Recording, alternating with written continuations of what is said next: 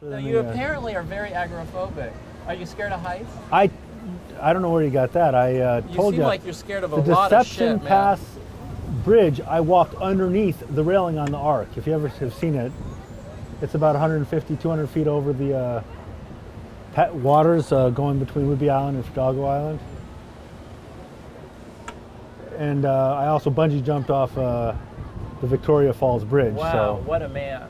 As we talk about in our book. Yeah. And it's odd that I accused you of being afraid of heights. And did you call me agoraphobic? Isn't that fear of space? Yeah. So that's different. I mean, why did you get so angry about the letter I sent you?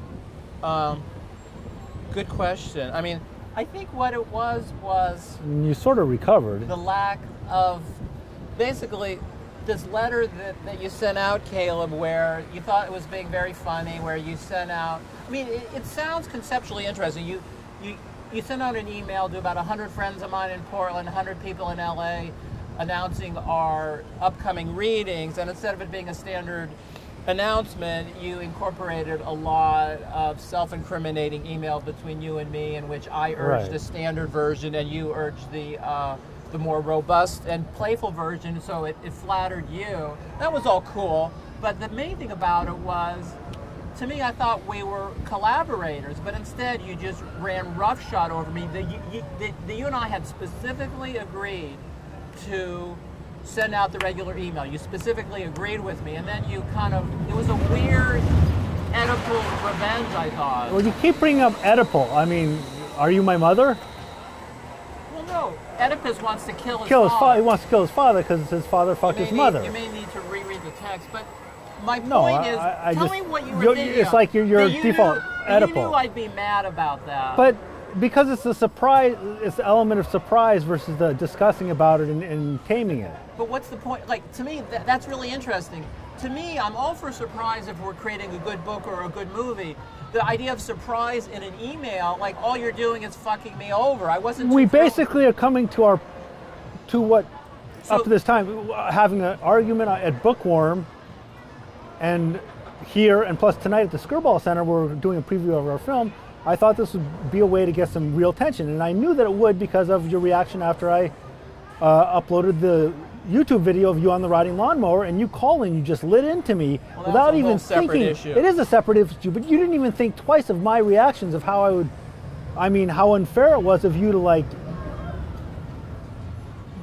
become an ogre over this. Well, I think what I do is I fetishize carefulness, and you fetishize carelessness.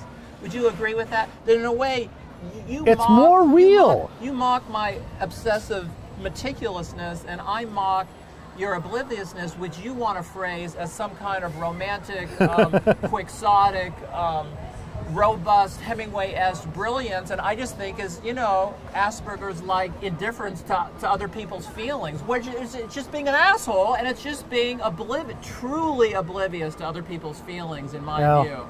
Again, my wife has already taken your side on this. Oh, I could tell. I knew with your apology that. Tell me about it. Tell me what Terry thought. Well, she does think that you do overreact. I do, yeah. And that I know you're going to overreact, and rather than tread carefully, I try to pull out these overreactions.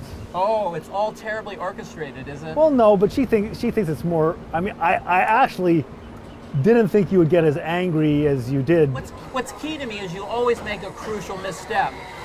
You forgot to include the links to the reviews. You include a Christian Science Monitor review that's supposedly negative, but you didn't include. I did include the link. My friend Sarah Mangusa had a wonderful take on it. She goes, "That's so Caleb.